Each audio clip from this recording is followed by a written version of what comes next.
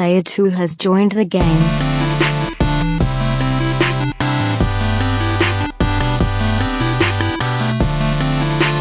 Hey yo, what's up everybody, and welcome to episode 102 of the Two Player Co-op Podcast. As always, I'm one of your hosts here, Kevin, along with my brother from my mother, Sean. How we doing? Very good. Pretty good, I would say. One of my favorite episodes of the year. This is what you've all been waiting for, our top 10 games of 2017. Quite a year it's been. It has been a year. It has been a year. But before we get to that, a few things to talk about. First, if you didn't know, if this is the first time you're ever seeing us, this is the Two Player Co-op Podcast. Every week, two brothers get together, shoot stuff. We talk about video games, news you need to know about, and we end every podcast playing what everybody loves. It's known as the Back of the Box Challenge. That's a rundown. If this is the first time you're seeing us, we hope you like what you see. If you do, hit the like button, hit the share button, or nope, the subscribe button. Share it with your friends as well. There's no button, but there might be a button. There's like a thing. A thing. Yeah. But yeah, do all that. We thank you guys so much for being here. Some housekeeping. If you didn't see the video last week, we did put up a video, a little minute-long video, just saying that basically we're doing a survey. I kind of talked about it on the last podcast. I didn't know if we were going to do a survey, but I did make a survey. Survey Monkey surveys out there. Basically, we talked about on episode 100 that we were thinking about where do we go in 2018. What do we change? What do we keep? How do we evolve? Not just as a podcast, but as a YouTube channel. And really, all this comes down to is we want your feedback. Been getting quite a few responses so far. That's good. Thank you. We're learning stuff. We'll probably have an episode here in a couple weeks where after we kind of have our brainstorming session where we go through what we're going to do next year. And we'll run through some of those comments, not contents. I just saw that Mario's holding the pen now. And, yeah, so thank you for your feedback. Hearing some stuff we didn't know. It's good. Keep it coming. Some good ideas. We really appreciate it. If you haven't taken the survey yet, I can't annotate to it now that I know YouTube only lets you annotate to other YouTube channels, a subscribe button, or to a merchandise store. We don't have one yet. I think maybe if you get to 1,000 followers, 1,000 subscribers, then you can do more stuff. But either way, I'll have the link down in the description for the survey. Take that. It literally will take you 2 minutes or less to fill out. It's really quick, but again, it means a lot to us. Make sure you go check that out. Thank you so much. Also, we saw Last Jedi. We gave all our thoughts in our review episode that went up early Saturday. The first, I think it was like 7 or 8 minutes, are completely spoiler-free. After that, we do get into spoilers. We give you plenty of warning. By now, you should have seen it anyways. But overall thoughts, we both really liked it. We don't understand the hate for this movie. No, I don't get it. I don't get it. I want to see it again. There's a lot that I want to see again because I don't think I got the full picture. But we both really liked it. That is correct. That is correct. What else is up, Sean? What else is up? It's almost Christmas. Mm-hmm. You had a week to go, less than a week by the time you're watching this. That is insane. I mean, I know it doesn't it's like feel that every like year, Christmas. But man, I feel like the last few months between like Oktoberfest in September and then the wedding in October and then the honeymoon in November, like the last few months have been a blur. Yeah. I just, since I kind of missed out on Thanksgiving, it's weird that it's crisp. It's just everything's just all screwed up in my head. Your internal clock is all jacked up. It's very weird. And then I'm going to be real depressed, as I always am. The day after Christmas is just the most depressing day of the year. But you're taking that week off, right? Oh, yeah. The whole week off. Yeah, that's good. Yep. But, yeah. Me too. Crazy. Time flies. It does. Oh, yeah. I don't know what happens. I forgot that the pay-per-view is tonight. I don't care. They're not going to have AJ lose the title, right?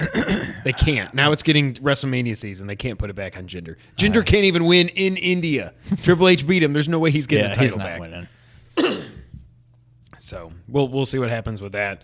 Hopefully Royal Rumble's good. I don't know the rumors about a women's Royal Rumble. I'm like, these pay-per-views are already like so like just. Not that it would be filler content, but it's going to be another 4-hour pay-per-view. I don't need 2-hour-long matches in that thing. I think if they did a women's, it would be like probably 20. 15 to and 20. maybe like a minute in between, not 90 seconds or whatever. Like They should almost just do a battle royal. I was going to say you could put them also all just in make there. it a battle royal, but I don't know. don't I'm know looking either. forward to Rumble though. Yep. What have you been playing this week, Sean? Anything? I have been playing a lot of Zelda. Nice. Did you beat it all yet? I did. You did. It is more in depth. It is a true DLC. Have you found? I didn't even know these were in there. And I'm assuming you must have found them. Have you found this stuff that is story related? Like the where you go to the 4. No, but there's stuff like. I'll just say it. Have you found the memories? New memories? There's new memories. Well, there's memories that play. Oh, okay. They play. You haven't beaten even the. I haven't gone back to it. Okay. No. I Yeah, was there's too a busy this memory week. at the end of each of those. You get like a Okay. little memory thing. So, Okay, that yeah. makes sense. That's what I'm saying. So there's 4 of those, and then there's like I don't know if you want me to tell you, but there's one other part after that. Like I thought when I did those 4, I was more or less done, and you're not. But so long story short, I got the motorcycle. Is it stupid? You feed it like fruit or something? I think I don't know. It said, "Oh, you got to put stuff in the tank." I haven't used it that much, but my gas meter, if you want to call it that, has only gone down by like a quarter. Oh, So it's not like it goes down very fast. It's more or less a trophy. I don't use it. I mean, if I'm here and I see like a shrine way over there, I might call the bike and ride. If it's do you just whistle for it like a horse? no, it's a what do you call it? Oh, it's a rune. It's a rune, yeah. Okay. And then you just say summon, boo, and then it shows up. It is hard to control.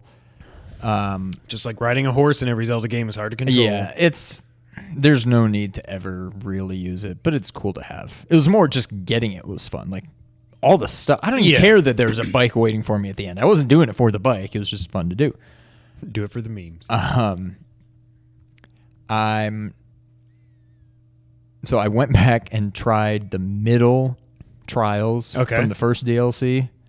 I don't know that I'll ever beat this. Yeah. It is freaking impossible. I feel like the only chance I would have had is if when I was playing my 65 hours, if the DLC came out and I went right for it. Well, I went I'm back still because rusty. now I've been rusty because I've been playing a lot. I'm like, okay, I'm getting back into this. I bet I can go beat it now. It's still very difficult. Yeah. I got to, I think, level 8, I think. And I died. And there's no saving or checkpoints, No. right? Yeah. And I looked it up online. There's, I think, 16. So I was only halfway. And I'm sure it doesn't get any easier after 8. So I just don't know that I'm ever going to beat it. I have gotten quite a few more shrines. So you get a bunch of shrines during the DLC. I think I've found More than just the 4 in the first part. Well, no, I guess. Oh yeah, I guess it is just the 4 because the other shrines you don't get a. Or it's okay. Yeah. Yeah. So I guess you only get 4 for that. But I think I found another 4 or 5 outside of that. How many are you up to? Just exploring where I haven't been and all that. You got to be over 100. I broke the 100 mark. Now. Okay. I'm at I think 102. I'm right at 80, I think. Yeah. So I'm at 102. There's definitely, I mean, so far I'm like 3 of 4 of like 4 places that I'm like, hey, I haven't been in this area. I haven't been in that area. I haven't been in that area. I think probably like 3 of the 4 that I've been to, I found a shrine at. Really? But I'm still missing like, I don't know, probably what, 25? There's 120. Did the So first now DLC 124, add I any? guess. So there's No, only it didn't add 124. any, yeah. So I'm missing 22. I have quite a few like side quests or whatever that are still Shrine active. The shrine quests that, you know, if I ever can solve them, that'll lead me to a few more. But I think I might maybe be You're able so to find close. them all. You're so I close. want to now. do it without cheating, but if there's any like up in the stupid mountains in the upper Yeah. I mean, there are. I found a few, but if I'm still missing some, those are going to be a pain. Or if there's any down in the desert, like I don't know. I'd like to be able to do it without cheating, but I may just have to look them up eventually. But Yeah. no, I've been playing a lot of Zelda. That's pretty much it. I don't think I've really been playing anything else. Yeah. What about you? I didn't play Zelda at all. It's just been busy. But then they had a nice little sale on the PSN this past week. One game I've been wanting to pick up for a while, ever since I played the other one in this series, I was able to pick up, and that's Lara Croft Go. Okay. On the Vita. Playing through it, I really like it. I like Hitman better, because this one is all just... It's still the same, like you move, you're on a grid. It's like a board game. You can only go where you can go. But with Hitman, each level had like 2 or 3 challenges where it was do it without killing anybody, or kill everybody, or do it in only 12 moves. And you're like, how could I ever get to the end in 12 moves? So that made you keep replaying like, oh, dang it, I almost got it. Okay, now let me try this. Whereas this, I'm in the third or the fourth world now, I would call it. And this does not have that. What it has is it's just there's collectibles in each one. There's these vases or vases that you see on the screen. All you do is tap them and they break, and you get some kind of, either you get a gem. Each world has you got to find 42 gems, and you've also got this statue that you're trying to put together, 12 pieces of this statue, and you got to find each piece to form it together. So it's really just collectibles. Okay. So I don't like that. I'd rather have the challenges from Hitman, but $2.50. I don't know why I just said it like that. $2 and a half a buck for $2.50. It's money well spent. I'm really liking it for $2.50. And at the end, once I get all the collectibles and everything, and there's a couple other stupid trophies, I'll have a platinum for it. So that'll be my 15th platinum. Wow. And I've still got Batman out there pending. I didn't go back and play that again. I think I'm going to wait till episode 4 comes out, and then I'll go 2, 3, 4, and then just wait for 5. And that's really all I've been playing is Lara Croft Go. But also on that sale, I finally did it. I went back and bought it again. Metal Gear Solid 3 Vita. I had to. It was on sale for $5. Normally it's only 15, but it was $5. I'm like, I've heard actually Is it just Metal Gear Solid 3, or is it Subsistence? It's the HD. It's the HD re-release for PS3 on Vita. So it's the Subsistence version. So you've got the camera that moves. Okay. And there's some touchscreen controls. I think you use the touchscreen to scroll through your items over here and your weapons over here, or whatever it is. And you use the back touchpad to slit people's throats and stuff like that. So I'm like, whatever. Just the fact that I'm going to be able to play Metal Gear Solid 3 on the go. I don't know when I'm actually going to play it, because I'm going to play through Lara Croft Go. Then I want to get back to Zelda, beat that DLC. It sounds like I've got no chance in hell of ever getting the Master Sword all the way powered up. So I want to play that. I still got to beat the Frozen Wilds, and then hopefully there's a couple things I might get around the 25th of this month that will then I'll be whatever. So I don't know when I'm actually ever going to get to it, but it was $5. It's Metal Gear Solid 3. It's my favorite game of all time still, so I had to buy it. Yeah. Had to buy it. That's really it. It's a really slow time of the year. We're going to run through a couple really quick news items before we get to our top 10 games of the year, which I'm very excited, and I'm very interested to see what both of us have picked. So there was actually, this came out right after we recorded the last episode, but there was an interview with Kojima on IGN where he talked about Death Stranding, which is not Silent Hills and which is also not Metal Gear Solid 5. He talked about what death is in the game. Quote, "Games started over 40 years ago with arcades. When the player dies, it's game over. You continue and time goes back to before you die. You can die as many times as you want, but you always go back a little bit before you die. That was a mechanic made specifically for putting in coins, and it hasn't changed since then." It's very true. As Kojima spoke of the way a vast majority of games treat the concepts of life, death, and mortality, it was clear that Death Stranding was aiming to eschew this tradition. Quote, "One of the themes of this game is life and death, so I want people to realize that when they die in the game, that isn't the end." Partway through the latest clip from Death Stranding, Sam, played by Norman Fetus, watches as an explosion engulfs the giant Lovecraftian kaiju. I don't know what that means. I don't know what you said. A Lovecraftian kaiju. A kaiju I know is a big monster, whatever, but I don't know what Lovecraftian is. I have no idea what that means. Sorry, I'm not nerdy enough to know that, I guess. That projects through the fog. Suddenly we see an upside-down world submerged in water where Sam exists among the flotsam and jetsam of the universe around him. Sam exists among the float version of Sam. From the sound of it, this is where Sam and the player go every time they die. But don't make the mistake of calling this game over. When you die in Death Stranding, you're transported to this purgatory where you're free to explore in first person, which is also weird that it's in first person. Because of some mysterious, unique abilities that Sam possesses, you can wander outside of your body, recovering items, among other things. As Kojima explains, quote, at this point, you're not dead or alive. It's the equivalent of that screen that says, continue, and a counter ticking down to 0. From what Kojima told us, here's how it sounds. When you're ready to return to the world of the living, you can get back into your body. However, unlike most games which set you back to a point before you died, Death Stranding acknowledges your defeat and seems to embrace it. You're transported back to the world after your death, like in Dark Souls or roguelikes, where your actions maintain an aura of persistence. The mechanic of dying is ubiquitous in video games, but it sounds as though Kojima is implementing systems inspired by purgatory and reincarnation as well. Quote, so as you saw in the trailer, you saw the crater, and when you come back, it's still there. Most games would have taken you back to before the crater was made. So depending on the player, you might have a lot of craters all over the place. Depends on the player. Death will never pull you out of the game, Kojima firmly stated. This is very weird. And it also, again, I'm still kind of nervous about this. Yeah. This game just in general. Like, so what if you suck at this game and you just die? And it's like, well, okay, now you're like at the end of time, you know? And the Lovecraftian kaiju has it's won. Like, I don't understand how this works in a video game.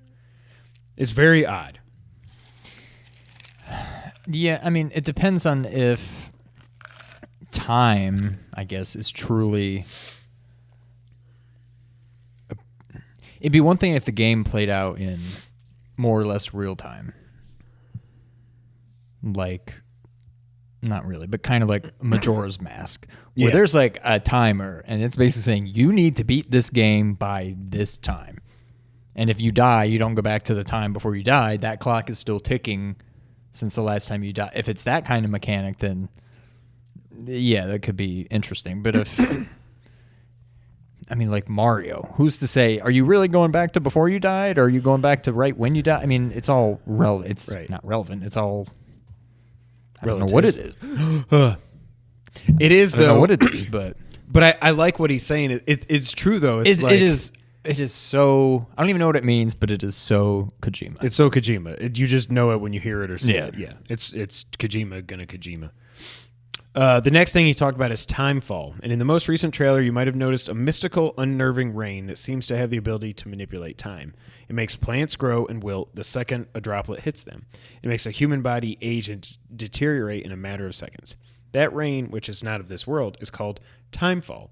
It is an integral part of Death Stranding's story and lore. So how does this affect Norman Reedus' Sam? As Kojima explains, quote, most people in the game are aware of the rain, and well, Norman is quite unique in this regard. I think I should stop there. I'm spilling the beans. You didn't say don't anything. give too much away. Jeez. When we asked if this timefall had anything to do with the recurring motif of Sam crying, Kojima joked, quote, the tears, that's really only because he's sad right now, end quote. So it's just another, I guess whenever the rain shows up, maybe you've got to go and hide, but it seems like it doesn't. Maybe you don't because it doesn't affect Norman Reedus. It just affects everybody else. Like you saw, like he said, like I remember there was the grass came up and then it died right away. Yeah. And they had the humans that were like, and they just wilted away. Very odd. The only other thing he talked about that was the baby. The baby is a big focal point. And he said that the baby relates to game mechanics and the story as a whole. What a freaking I don't know. Like you saw, like when, like I think we talked about last week when somebody picks up the baby, that's when their little robot little eye thing starts coming alive and it's looking for the sorrow and whatever. So the baby is mechanics and story. We knew it was going to be story, but it's also gameplay apparently. Yeah. Kojima also obviously loves hearing all of our theories and encourages people to keep speculating on the game. Still don't know anything about this game. That didn't help at all. The death thing is cool, and I don't know. It just seems like such a weird game, and we know so little about it that I almost think of it as right now. I almost think of it as more of a movie. Like I can't picture this as a game. I can't picture the I don't know what you actually play. Right. I don't know what you're trying to do. Like it just seems more like a movie to me right now. I am totally confused, and I'm sure that's what he wants. How he wants but it. Yeah, I don't get it. Sidebar. Yes. What is the difference? Is this a riddle or a real question? This is a real question. Okay. What is the difference between flotsam and jetsam? I don't remember. I know I've heard of that before. It's just like debris, right? Yeah, but I don't know what is. Is one of them like natural and one is like... Well, one's Norman Reedus, and then the other one isn't. I don't know. Yeah, I don't know. I don't know. You always hear about them together. Yeah. You never hear somebody say, look at all that flotsam. Where's the jetsam? Oh, at?" there's a jetsam. No, it's over there. It's flotsam and jetsam. Yeah, I have no idea. I don't know. Just a question. It was really more of a riddle then, because I think they just are always together. I'm going to Google it. Yeah, please do. I'll let you know. The last quick news item here is just a really quick bit that as of the beginning of December, the Switch has now sold 10 million units worldwide.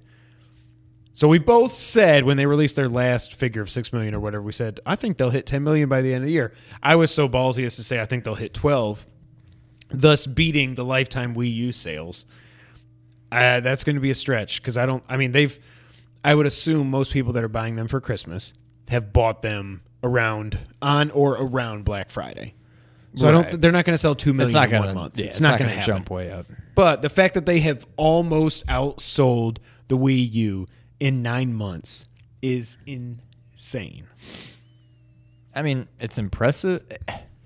A, it's impressive, but B, it really just tells you how bad the Wii U was. Yeah. Or how badly it performed. How badly it was marketed, how badly it was not unexplained, just poorly explained, I guess is what I'm trying to say. But yeah, 10 million Switches sold worldwide. I was in Target the other day with Jess, looking around, said, yep, they had like 2 or 3 on the shelf. I was like, that makes me happy. Like, I don't want them to be sold out. I want people to be able to get them. This thing is awesome. Yeah. I do wonder what next year is going to be like. I assume we'll get a Smash. We'll get maybe Animal Crossing, and then the next year we'll get Prime and Pokemon, and who knows. A lot of people are wondering, like, if we're going to get more Zelda DLC. I don't think so. I don't know. Nobody said anything I would love about to, it. but I don't think so. Are we going to get Mario Odyssey DLC? I doubt it because they haven't said anything. I don't know. It'll be interesting what 2018 looks like because they brought out all the big guns this year to get this thing off to the right start. Yeah. Did you figure it out? Flotsam and jetsam are terms that describe 2 types of marine debris associated with vessels. Flotsam is defined as debris in the water that was not deliberately thrown overboard, often as a result from a shipwreck or accident. Jetsam describes debris that was deliberately thrown overboard by a crew of a ship in distress, So most jetsam often is to lighten garbage. the ship's load. They can both Jetsam's be garbage. garbage, But flotsam, jetsam, jetsam is litter. yeah, but not always with malintent. Malfeasances? Malfeasance for malfeasance's sake. Flotsam is just debris from like an accident. Yeah. Jetsam is like, oh God, we're going down. We got to throw crap overboard so we don't go down. I didn't see any flotsam or jetsam in the trailer. Wasn't that the name? Was it Little Mermaid? There's some Disney movie, probably Little Mermaid because it's water, where there was 2, I think they were eels, and they were named Flotsam Oh and my Jetsam. God, there were 2 eels, but I don't remember what their names were. I think That would they be were hilarious Flotsam if and they were- Jetsam. Did they eat garbage? I don't know. They were garbage, apparently. I think one we've was got- thrown off a boat, and one escaped from a boat when it crashed. I think we've got that on Blu-ray. I think we watched that with the kids last year. I don't know that when it I've- got re-released. I think or I've something. seen everything from The Little Mermaid. I don't think I've ever sat and watched the whole thing start to No finish. way. I don't think so. Really? I never watched it as a kid. Yeah, we didn't have it as a kid. I know the music. Yeah. I know the I plot. wanna I just don't think be- I've ever sat and watched it from start to finish. From flotsam to jetsam. Flotsam to Jetsam. Never. Not once. Oh, that is the news of the week. Like I said, it's the end of the year. There's no news here. So that's it. Death Stranding info and Switches sold. And now it's time for the fun to start. Who wants to go first? We should have talked about this before we started. I'll go. All right. Get us started. Top 10 games of the year for Here, you take notes. Sean White. Okay. So I have one honorable mention. I'm not going to talk about it too much. I didn't go out of my way to come up with honorable mention, but when I came up with my list, there was 11. So it is what it is. Number 11 was Mario Kart. I figured it's fun. You know, we've all played Mario Kart before. It's basically the same thing that was on the Wii U, even though I didn't own it. Now I own it. Good game. Nothing special. Had some fun with it, and whatever. It is what it is. It is what it is. Okay. It looks like I wrote your name as Sam on here because I was writing very fast. I'm just going to write a Is it flop. flot? I'm going to write a flop before it. All right. Number 10. Number 10. I don't know, do I want to give the title or do I want to start talking about it? I'm reading my notes from what I'm Okay. in the process of writing for Logan. I'll just say it. Number 10, Blaster Master Zero. Ah, yes. So when I'll just shoot from the hip and then I'll You're check my shooting notes. from the hip, all right. A little bit lower. Oh. What was oh? You'll find out in a second. Oh, God. Would I like that? I don't know. I like it. You do like It's it? good. Okay. It's better than like a Guinness. It's like Whoa. You don't like Guinness anymore? it's not that I don't like Guinness. I'm just saying it's more. It's not like it tastes like chocolate milk, but Yeah. it's got like flavor to it besides just I don't know. Go grab one. I'm sure you'll Flotsam like and it. Jetsam. All right, you start talking about Blaster All right. Master Zero. Blaster Master Zero. This is a game that when I bought it, I just kind of. I guess I'll say when I bought this game, I wouldn't have thought that it would have wound up on my top 10 for the year. It was just kind of a, hey, this is only $10. It looks fun. I think it was $10. It looks fun. I'm going to give it a go. I need to build my Switch library. Why not?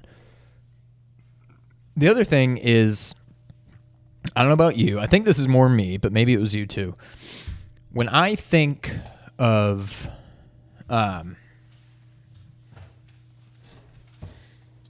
Blaster Master on the NES. my favorite NES games, obviously there's your Zeldas and your Star Tropics and your Marios and so on and so forth. Mega Man, DuckTales, what have you. But for whatever reason, I always also think of Blaster Master in high regard. Even though at the time, like before I bought this game, I couldn't really tell you what the game was like. I knew you Right. drove around in the car, You knew it and I had knew the you two could get out parts. of the car, and then you could go into things, and it was top down. But I didn't even really remember it was so Metroidvania-y. Yeah, I wouldn't. I don't remember I had that. no idea about that. Yeah. But once I started playing this game, now all of a sudden it's like, okay, now I remember, A, this game is really good, and B, now it all makes sense why I remember the original one so fondly. Okay. Which I don't think we owned it, right? We did not. But I think we rented It's one of many those times. Yeah. Like Like yeah. Wait, sidebar. Some people are joking around net neutrality. That sucks. That are like, some people are joking around like, well, hey, now if we can't get internet, maybe Blockbuster comes back. Maybe the kids actually can rent video games again. You never know. Yeah, probably not. So yeah, number 10, Blaster Master Zero. Blaster Master Zero, number 10. I like that. I had forgotten that you had played that. Number 9. Number 9. This is kind of an odd one. Ultra Street Fighter 2. Odd because I don't even own this game. It's in my top 10. I don't own it. I'll You played probably it for those 3 hours. right. Yeah. I'll probably get it next year. I probably should have just put it on my Christmas list, but it's probably too late now. But Well, but now you can just wait for the 30th anniversary collection, which I'm going to buy also. Oh, that's the other bit of news, the 30th anniversary with every Street Fighter game from 1 up until the last version of 3. I kind of like how everything's Yeah. in one. Like I don't want to. Yep. Yeah, I'll have to read more into that to see if I'd rather have that or just get Ultra. But no, this game is, like I've said many times, I think the fighting genre is kind of over with. Just like the beat 'em up genre. It's sad because it's basically what we grew up with. I don't think there's much of a place for it anymore today, sadly. But this game, I mean, really, it's just an old game that they brought back. But it is just, it's beautiful. Like I don't know what they call it in the game, but the new modern graphics. It's what they refer to it as the Udon graphics, because that's the comics line that did those, that drew the characters and all that. So it's like the Udon comics. If I'm saying that wrong, let me know. I think it's Udon. It's beautiful. I think I prefer the old school graphics just because, but not the Switch version. The new ones are beautiful. Yeah. But it plays exactly like I remembered it playing back on, Champion Edition on the Genesis. It's just a perfect, I don't want to call it a port. I mean, it's a new game, but it's just, it makes me long for the days of true classic fighting games. And like just sitting down, like we did the live stream, and that was just a crap show. I went back and watched like the last 10 minutes of it, which was more or less our last fight, which had several pauses throughout because you started yelling at Logan in the chat. And we were just screaming. Oh God, I brought back memories. If it wasn't a 3-hour video, I would just go and watch that whole thing again. Yeah. And I might still anyway someday, but yeah. Or at least have it playing while I'm at work, and when we start screaming about something, I'll see what's going on. Just fast forward to the last half hour. Right, yeah. But that was so much fun. I love the game. There's no rules that say top 10 has to be games that you own. Correct. So I put it on there. That is correct. Number 9, Ultra Street Fighter 2. Awesome. That makes me happy. And like I said, when you were talking about the the old school graphics, what I said is, and you might read what I've written about this on a website here in a little bit. Sean didn't notice it at first either, but I did. And I was like, these are not the right graphics. The graphics that they put in Ultra Street Fighter 2, the old school graphics, are the Street Fighter 2 on SNES graphics. Right. It's They're not the arcade. Like I had Sean when he came over one time. I was like, okay, look, we'll pull it up on the Raspberry Pi. Here's Street Fighter 2 on the Super Nintendo.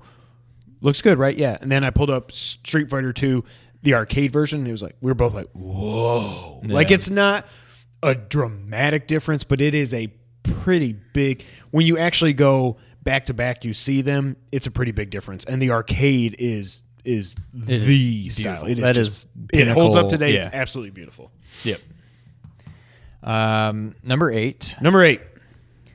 What Remains of Edith Finch? I wrote a whole review for this game on Nerd 901. You can probably find it. You can just search for it. Nerd901.com. Check it out. I wrote a whole review on it, so I kind of said all my thoughts on that. But the game is just beautiful. And I think one of the things I said in the game, or in the review, this is the angle I took for my review. And I know it's not meant to be negative, but I basically said to call this a walking simulator is like cheapening it. It's not. It's so much more than that. And the graphics are beautiful. The game is beautiful. But then the story and the storytelling is beautiful, and how minor spoiler. Not really spoiler, but just the way you play the game through like people's memories. So it's just such a cool way to tell a story. And the story itself was fantastic too. Probably it's close, but I'd still probably say it's my number 2 walking simulator behind Firewatch, but I don't even know what number 3 is. I probably Gone Home. And it's better than Gone Home. It's Firewatch, Edith Finch, Gone Home, and then like Adrift and that Rapture. That doesn't even count. That was the first review I ever wrote. Yep. I remember I was at Happy Mexican with Brittany drinking margaritas. While you were writing it? No. Oh. But I was drinking, and I was like, I was talking to Brittany about the game, and all of a sudden I was like, you know what? I'm inspired. I want to write a review about this game. And then the rest of this history. Did she ever play through that? I know she played, or no, she didn't even play through Firewatch, did she? No, She did played. Journey. She played through Firewatch. She did. Played Journey. Okay. She played Gone Home. She was gonna write a Gone Home review after I wrote this review. She's like, I kind of want to write one too, and then she beat the game and then never wrote the review. Because it's not that good. Sorry. But no, she would probably. I'm trying to think if she watched me play through that game. Yeah. And even if she did, she probably doesn't remember it. So I should have her play through Edith Finch too. But anyways, that's my abridged thoughts on the game. Again, I wrote a whole review on it. You can find it on nerd901.com. That'll give you all my full thoughts that I actually wrote while I was more or less playing the game. I thought you were going to say more or less drunk. Well, that too. So number, what was that? That was number 8. Number 7. This is pretty good. It doesn't. I was worried when I was like, I'm not ever going to drink these. I thought it was going to be too chocolatey, but it is just like a stout. It's just a stout. Yeah. Right. Yeah. All right. So number 7. I have some thoughts here because ultimately this is a little lower than I would have originally thought it would be. I have a few of those. Metroid. Wow. Samus Returns. Okay. I'm sorry for yelling in your ears. So I'm looking over my thoughts here that I wrote. So yeah, when this game was first announced, I was like, holy crap. Yeah, like Super Metroid to this day is still one of my top 10 games of all time, maybe top 5. Like it's a 10 out of 10 easy. Yeah. But I probably think at least 10 games are 10 out of 10s. Yeah. So of all Same of those here. 10 out of 10s, Where does it rank? Yeah. it's probably in the top 5. Like to me, it's perfect. It's my own fault, but I think going into this game, I was expecting Super Metroid, but better graphics.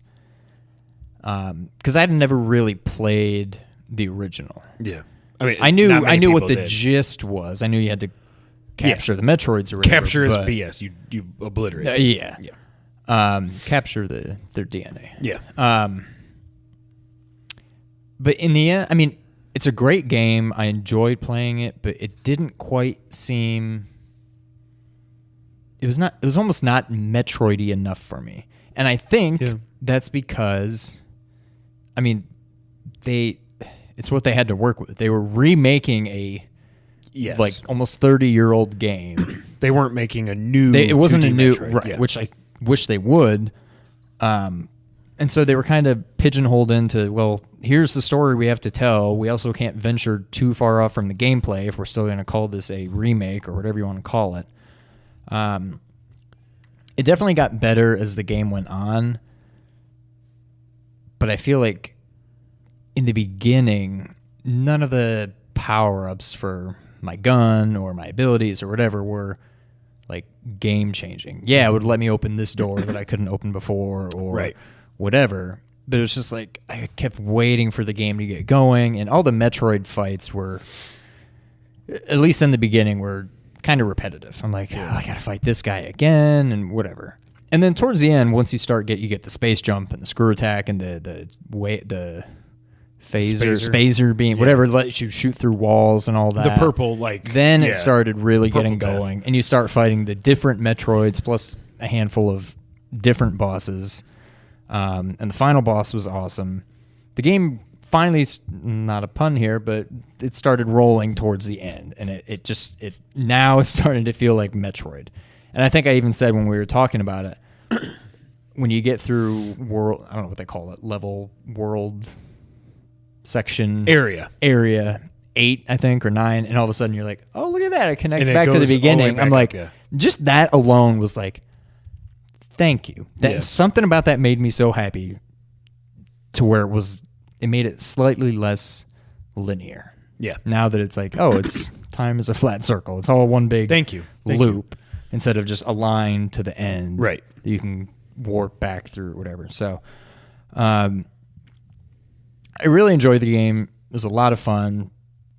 But I think I got my hopes up a little too high for it. Not knowing what Metroid 2, for the most part, not really knowing what it was. But the gameplay, the actual gameplay, like the controls and stuff, were great. Yes. And the melee, the block attack thing, like that was a cool addition. I love that. That was awesome. But I hope they just I'm looking forward to Prime 4. but I hope they also make a brand new side-scrolling Metroid for the Switch. Yes. I'm looking forward to Prime 4 a lot. But not. I would love to see, even if it's like a Mega Man 11 kind of thing. You don't need to, put it into full gear with the graphics and everything. Like, you can make it simple. You can make it look like Super Metroid for all I care. Sonic Mania. But just a new 2D Yep. Metroid game. That's all I ask. I like that. One thing I forgot to say before we started this, I forgot to do the disclaimer, Sean, that these are our personal top 10 games. We haven't played every game. Oh, there are probably at least 10 games that you're going to see on almost every other top 10 of the year that I haven't played. You're not going to see Destiny 2 on here. You're not going to see... Was Persona this year? Persona was this year. You're not going to see any of those. I mean, I didn't play them. So we didn't play Nier. We didn't play Neo. Yeah. We don't own an Xbone. Not that anything came out on the Xbone this year other than like Cuphead, which probably would have been on mine for sure. But just the disclaimer that we can't play everything. We don't get review copies. We have to buy all these games ourselves. So I forgot that disclaimer at the beginning. Yeah. So number 6. All right, number 6. Sonic Mania. Okay. To me, this is almost kind of the opposite of Metroid, in that my hopes were sky high for Metroid, and it disappointed. I mean, it fell short of my expectations. Right. Sonic Mania, I was excited when I heard it was coming, but then when I started thinking about it, I'm like, Sonic has a special place in my heart, as it does for you too. Growing up Sega kids, as you've all heard many times by now. But when you really look back, what's the best Sonic game? 2? 3? I still think before this year, I would say Sonic 3, I think, but it seems like I'm in the minority with that. It seems like most people prefer Sonic 2. Yeah. I still think my favorite graphical style actually is Sonic 1. Yeah. And some people don't like Sonic 3 because it's almost that 3D. It's almost like a Donkey Kong, you know? But I think Sonic 3. I guess what I'm getting at is I think the best Sonic game, if it's Sonic 3, is probably still below Mario 3. All the good Marios. Mario World. Probably Mario 1. Mm-hmm. Better than Mario 2, but it's below 64. It's below Galaxy. It's below... I mean, the best Sonic game is still worse than many Mario games. I would concede that, yes. And when I think back to Sonic, I'm like, it was fun at the time, but I feel like now that I'm a more, seasoned and evolved gamer, I feel like I don't know that I would enjoy them as much. I feel like they just are very repetitive, and it's just, get from here to the end as fast as you can, just wee, wee, wee, and go flying and bounce and bounce and bounce and let the level just kind of take you to the end. And so I'm like, this is going to be cool. It's going to be a blast from the past, but... A master blast. A master blast from the past. Dang it, I should have said that. Maybe I'll add that to my write-up. But in the end, I was pleasantly surprised. I don't know that if it's as easy as Sonic is better than I remember, or if it's just this version with the new worlds, the new zones, and the nostalgia of playing the old zones again, but with tweaks to make them all better. Mm-hmm. None of those tweaks, none of those additions took away from it. Yeah. They all made it better. You could have screwed those worlds up, and everything they added to it made it better. And so in the end, I mean, I was excited for this game, not as much as you, but I was excited for it, but I wasn't expecting to be blown away. Yeah. And in the end, I don't know that I was blown away, but it was better than I was expecting, I would say. And it's halfway through my top 10 of the year, so it's got to be pretty good. I like it. So, Sonic Mania. I like it. Number 5. Number 5. Final Fantasy XII Zodiac Age. Ah, yes. This is my number 1. So,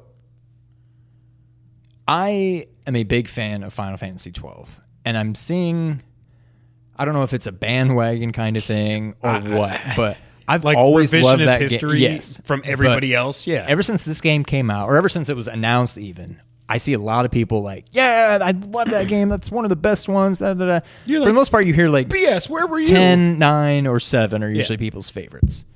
I always loved 12. And I thought that it was ahead of its time when it came out. Like, when you look at 10 compared to 12, 10 seems like a big game. But a lot of it, you're kind of just on these, like, paths. Like, if you look at the map, like the playable map, it's like lines. And maybe it opens up into, like, this field. Okay. And then it's back to, like, lines and whatever. Like an overworld kind of a thing? Well, there's the overworld. But I'm saying even when like you an play overworld like Mario 3 kind of overworld. No. Like, you'll be in, like, these woods. But you got to stay on the path. Like, Okay. you can see, there's a lot of gotcha. trees back there. And, there's ain't like a going river. over there. But you can't go over There's there. all these You have to invisible stay on the walls. path. Yeah, kind of okay. thing. This game was not, I mean, there were some parts, you couldn't literally go everywhere. It wasn't Zelda, but the whole game was mostly open. It was a lot more open. You weren't confined to, like, a path for most The of it. original 12 was also, or this one? No, 12, even the original. Okay, game was. okay. That's what I'm saying. Even on the PS2, I thought that game was way ahead of its time. Okay. And it really changed. I never played 11, so I may be wrong in saying Was 11 this. another MMO? It was on, yeah. Yeah, okay. But for me, at least the games I played, Final Fantasy 12 changed Final Fantasy. And it was, again, I don't know about 11, but to me, it was the first one that you didn't have, like, the battle screen. You didn't, like, run into an enemy and then and then you fight. Like, everything's taking place out in the open, and it changes the way the game play. It plays more. It's just like Final Fantasy for the new generation. It plays more like games today should play. And I love 10, but that style was kind of past its prime, I think, even by that point. So it was a game that I was really glad to see was getting not a reboot, but a remake, remaster, whatever. Plus, it was the Zodiac Age, which is based on the international version, which was better than the one we got here to begin with. So it was something new. It wasn't just a complete remaster. There's a lot of new stuff in the game, and they changed a lot of stuff that I found more and more out as I played through it. But the game was great. It's not the best story told in Final Fantasy, but just gameplay wise, easily one of my favorites. So my nose is running. And the funny thing, what is this, number 5? 5. So 5, 6, 7, 8, 9, 10. 6 games. Mm-hmm. All but Edith Finch. Oh, yeah. Are all remakes. They all came remakes, remastered, whatever. So yeah. I thought that was kind of funny, but yeah. So And number people 5, Final Fantasy people, 12. Some people complain about that with this age, but I think it's great, especially with something like Final Fantasy 12, where it's not just like, let's just smooth out the jagged edges and stuff. Like, Right. It's They offered new. Yeah. Plus, there's a whole game mode in it that I haven't even touched yet. Really? It's like the Beyond Oasis, where there's that 100 levels thing, and if you beat it, okay. It's that kind of thing where you progress and enemies keep getting harder and harder and harder, but you get to use your save state. So however much you've leveled up in the game, that's what you're playing. And Gotcha. I kind of forgot about that until just now. I haven't even tried that out yet, so it gives me a reason to go back and play it again. But yeah, what were you saying? I was just saying, like, what was I saying? Oh, the people crap on all the HD remakes and all this other stuff. I'm like, if you just make something HD and get rid of the jagged edges and stuff, yeah, that's kind of a waste. But when you remake the game, there's a difference between a remaster and a remake, and this is clearly a remake, along with being a remaster. That's why I still hold out hope. I agree with what you're saying, but I would still call it a rematch. I mean, it's not. I would say I think it was on PS3 when they did the new DuckTales. Yes. To me, that's a remake. They started from scratch. This is still very much the old engine. It's still the same character. They cleaned everything. I guess up. I was just they thinking did of it add being some new the, content, the Zodiac, but it's not like version. they remade the whole game. Yeah, they okay. started with what they had and cleaned it up. But either way, that's. But no, it was more than just grad. They did add Yeah. stuff. But I mean, for the most part, it's just mostly making it look prettier. But That's why I hold out hope, Konami. I hold out hope. you just get the pachinko machine. Speaking of which, Metal Gear Survive is getting a online co-op beta for open beta for free, and we are going to tear that thing to shreds when it comes out. I can't wait. Sorry, I went to a dark place there. Number 4. Okay, here's where it gets tough, Yeah. and people are going to disagree with me here. Number 4, Super Mario Odyssey. Okay. So as I said on here, I'm sure a lot of people have this as like game of the year when they do their lists. I couldn't put it higher than 4. Okay. It's beautiful. It's a lot of fun. There's some strange control choices, mechanics, what have you. But still, it's a lot of fun to play. I feel like it peaked a little too early. It very much peaked in New Dawn City, yeah. especially that part, which was one of the just most joy-inducing. Like, I just loved that. It was so much fun. And then it was almost like going on vacation or something, and then being like, okay, back to the real world. And not that the game isn't good, but it peaked there, and then it's like, well, where do you want to go next? Let's go to the lake world. And it's like, oh, but Right, I want to. go to It the- was so much more fun. go to It the was soup different, world. Yeah. and but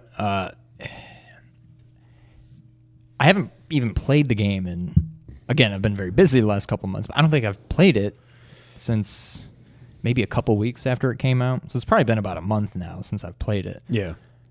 And I feel like the longer I've spent away from it, I'm realizing I don't know that I want it. It too gets Brute. kind of repetitive. Yes. And it's cool that there are so many power moons. And I don't know, it's the chicken and the egg. I don't know if they said, I want this many power moons in there. Find a way to get that many in there.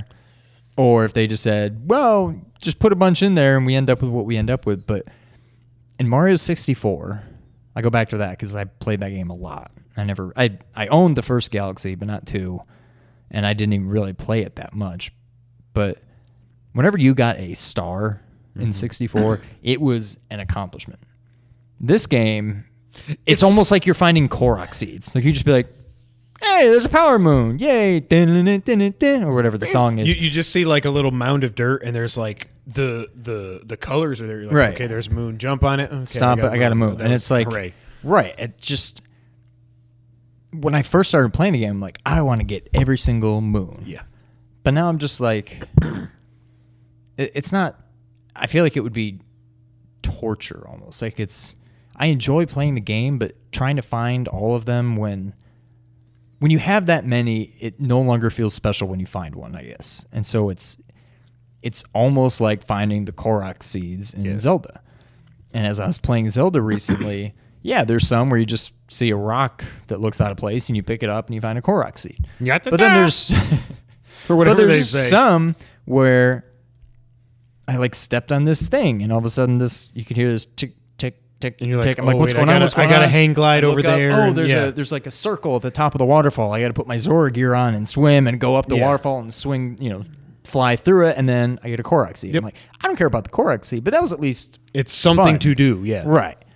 And but I think Mario is similar. There are some that are fun to get and you feel like I deserve this power moon. But then the ones that you just like, oh, I can walk behind that and there's a power moon back there. It's just like, it kind of took away. I wish there wouldn't have been so many power moons, I think that was the big problem.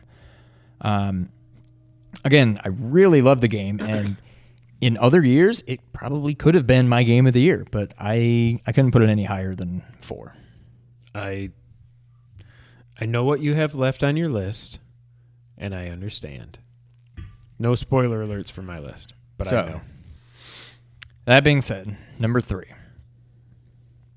Resident Evil 7.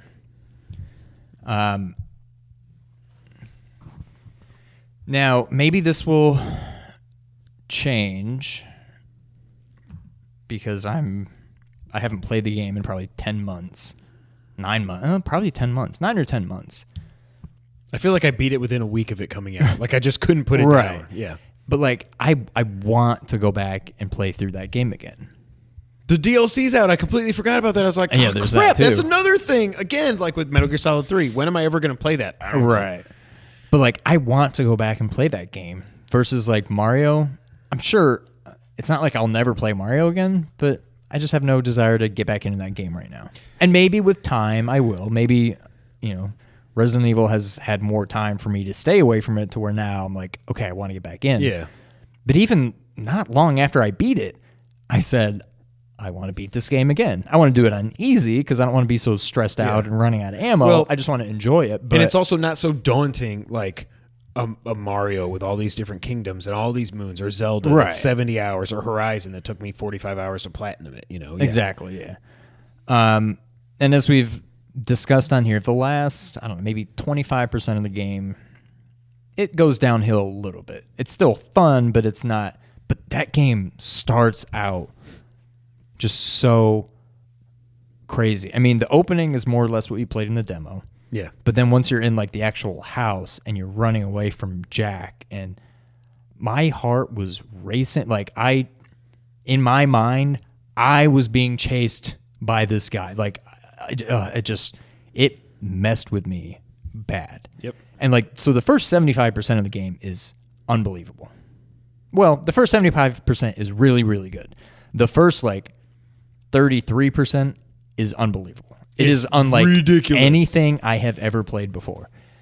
And like, it brings me back to when I was a 12-year-old kid playing the first Resident Evil. And I wouldn't the play damn it. dogs jump through the Right. freaking window. I couldn't play that game if I was alone at night. I couldn't do it. I'm like, I won't do it. Won't do it. And this brought me back to that, except now I'm a 33-year-old man, but when I was playing it, I'm a 32-year-old man. Team Young. And I still felt uneasy about playing it at night by myself. But even like in the middle of the day, there would be times where I really wanted to play this game, and I had to like convince myself to, because I knew it's just going to be very stressful, but like a good stressful, if that makes sense. Like there are other games like Horizon Zero Dawn. I want to go and play Frozen Wilds, but part of me is just like, I got to relearn all the controls. It took me a while to get good at that game. I know it's going to take me a while to learn it again and remember the strategy and all that. And to me, that's going to be stressful, and I don't want to play it because of that. I mean, eventually I will, but I'm just like, not right now. It's a different stress. Yeah. This was a different kind of, it was like a fun stress. It was like watching a scary movie. Like, you're going to be scared. It's kind adrenaline. of fun. Yeah. But I've never experienced anything like that in my life. I would say my top 4 games any given year could have theoretically won Game of the Year. But this year was loaded. Stupid ridiculous. From 5 down, they're not going to win Game of the Year. Not for us, From but 4 there's up, games that we didn't play that people, like you were saying, that people would argue is the game of the year. Yeah. This year, more than any other year, you might read 100 top 10 lists and see 10 to 12, maybe more, number ones. It's really, I'm going to get, so when everybody, I think IGN launches theirs on the 20th is when they do their game of the year. It's going to be interesting to see if certain games split the vote. And I'm not just saying Horizon versus Zelda. I'm saying Horizon versus Zelda. You got the niche games like Neo and Nier. You got Persona, that's really the only RPG that's even talked about, because I mean it's the only JRPG that's talked about in Game of the Year discussions. But you've got Mario and Zelda. Are they going to split the votes? Like, is something going to sneak in? Like, I don't know. It's going to be very, very interesting when everything starts getting revealed. Yeah. So that's I can't remember if we talked about it on here, but we're both going to be collecting our thoughts, and they're going to be posted on Irrational Passions. Irrational Passions. So I started writing all that up today. I wrote down basically everything I just said from 10 through 3. And then I got to number 2, and I just got writer's block, and I couldn't think of what to write anymore. So what that means is now I'm just, again, shooting from the hip. I don't know what I'm going to say. This whole thing, yeah. But number 2, obviously, Horizon. Yeah.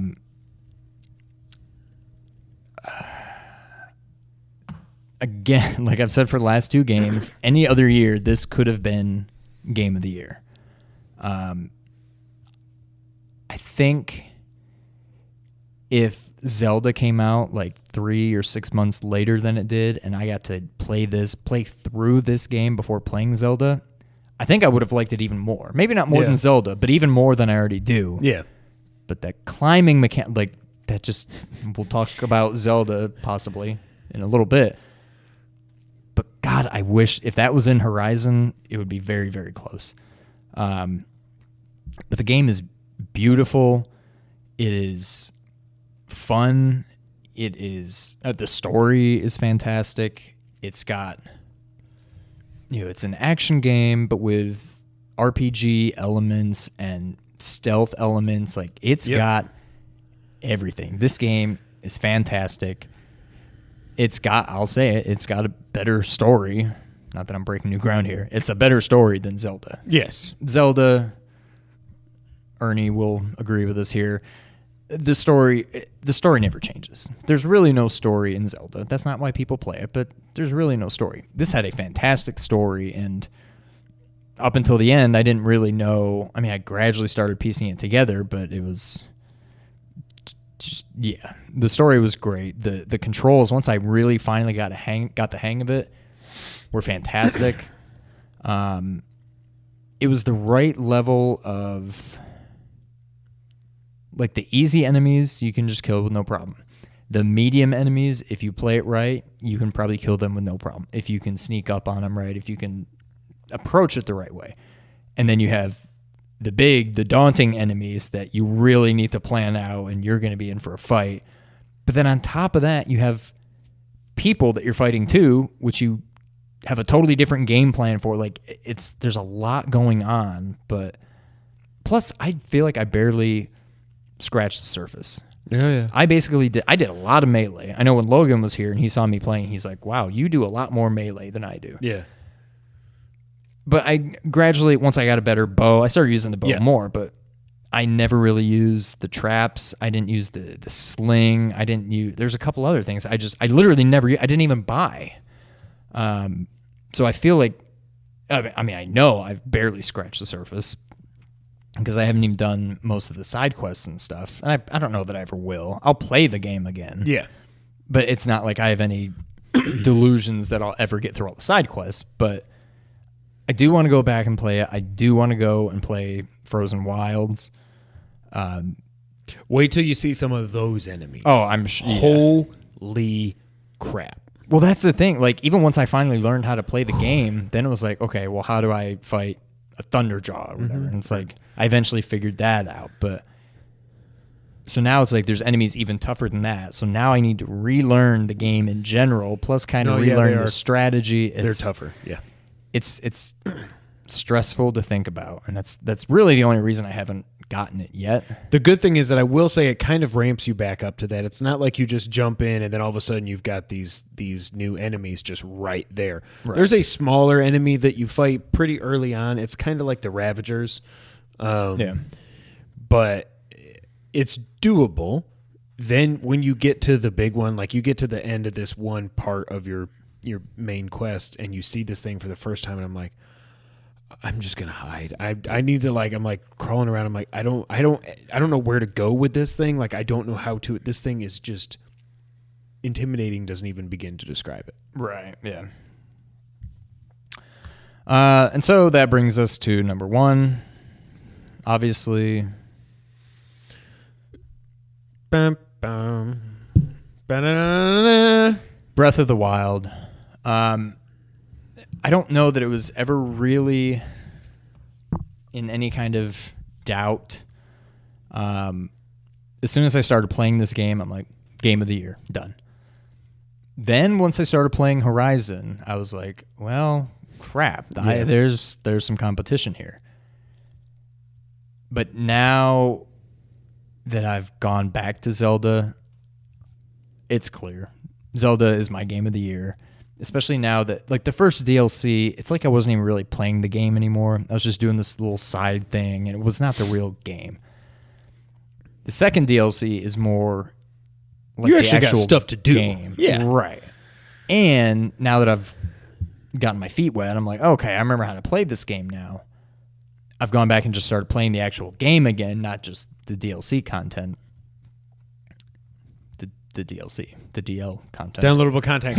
It's like a PIN number, PIN number. No, or it's a ATM PIN. machine. Yeah. Yeah. But the game is just, it's beautiful. It's not like photorealistic like Horizon, but it's beautiful in its own way. I'll never get that original sense of just exploration back. Like, you can't unring the bell. But even when I was just playing through, when you look at the path of the hero, or whatever it's called, like, there's a lot of places I haven't explored. And I started exploring them, and I got a little bit of that sense of exploration back. I'm like, holy crap, I've never been here. This is new. Like, and I'm finding new stuff. I'm finding new shrines. And just the fact that you have this huge world that it seems like it's just the right amount of shrines to where you can, if you want to go somewhere, you can probably teleport close enough to it and not have too much of a trek after that. Yep. Without being to just literally be like, oh, I want to go here. I want to go here. I want to go there. It's still, they make you kind of work for it, but not so much that it seems daunting. But the map is huge. It is huge. And the fact that you can literally go anywhere.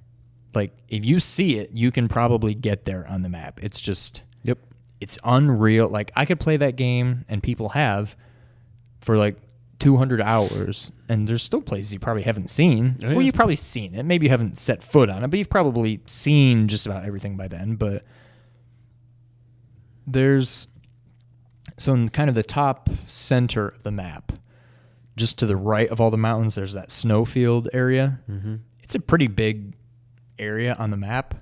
I've got one line that just goes right through the middle, and that's it. And so I'm like, well, I've probably seen, I know there's no shrines there. I would have seen them if it was literally just a shrine. Yeah. But now I'm thinking, well, maybe there is a shrine. Maybe I need to blow a hole in a wall. Maybe it's behind something. Maybe I need to do something to make it pop up. Like, as much as I feel like I've seen that whole area, I haven't really explored it. Like, there's so much left to do. And I find myself like, I'm back into the game now. Not like I was when I first bought it, but more so than I've been since I first kind of put it down. Yeah. Like, I'm back in. I've got the hang of all the controls again. I want to explore more. I want to find new things. It's just, it's not, I mean, it's a 10 out of 10, but it's not a perfect game. It's one of those. There are flaws. I hope the next Zelda is the same gameplay style, but I miss some of the old Zelda. I hope they go back to like Fire Temple and Forest Temple. 8 dungeons and all the levels seem kind of the same. I mean, they are. I mean, they're different, but they're all the same. All the bosses are kind of the same. Yes. They could improve on that. I like having to cook. I like all that stuff. I don't like that my weapons break. Yes. I would rather just have a handful of weapons that once you get them, then the white sword, they're then yours. the master sword, yeah. But even like, I'm fine with having like, I'm fine with having like a one-handed sword, a two-handed sword. So you got to decide if you want to have a shield or not. Exactly. Yeah. Like, but fewer weapons and don't have them break. That I see what they're going for, and the whole game, especially for like Eventide Island and the DLC, like, it's cool doing the whole procure on site kind of thing. But so I get why they had it go that way, but it could be better. But if they make a new Zelda game that plays like that, but it's got more of the old Zelda feel, traditional like dungeons and stuff and weapons that don't break. I mean, to me, that would be perfect. Yeah. But this is as close to perfect as I think we're going to get. So, yeah, number one, not that it was ever really in any kind of doubt. Number one, Breath of the Wild. Breath of the Wild. One quick note, when I said hookshots made me think, there was an interview with Aonuma and whoever the director is that I can't remember his name because he's not Aonuma. They had thought about putting the hookshot in this. Obviously, it breaks the game then when you're wanting people to have to climb and stuff. If you have a hookshot, you don't need to climb. So they said, we can't do it. But at one point, they had the dual hookshots, kind of like in Twilight Princess, those were claw shots, but they had mapped it out to where you could basically swing like Spider-Man. Like, whooshing, and then whooshing with your dual hookshots and just going through the world. I'm like, that's not Zelda at all. I'm glad you didn't do that. It sounds cool, but no. Yeah. It sounds good, but it wouldn't have in practice, worked. I don't think it would have worked. Right, yeah. Big shock, number one, Zelda Breath of the Wild for Sean. Nobody saw that coming. Not at all.